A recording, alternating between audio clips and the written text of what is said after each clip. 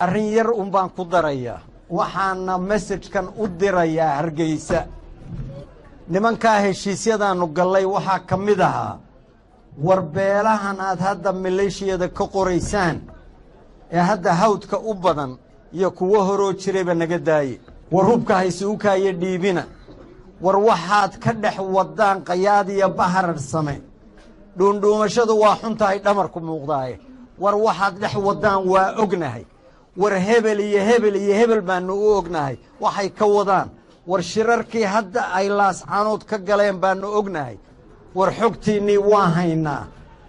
war ciidanka khaatumo ee saax dheer jooga iyo ka khaatumo ee ballacad jooga Somaliland farma saari karto war annaku nabad baanu rabnaa wada hadal baanu rabnaa war waxaanu waa naga go'an tahay war shacabka yaga iyo annaku isku duuban baa wada hadalka iyo nabadda rabnaa laakiin haddaad ka dayn weydaan sidan hadda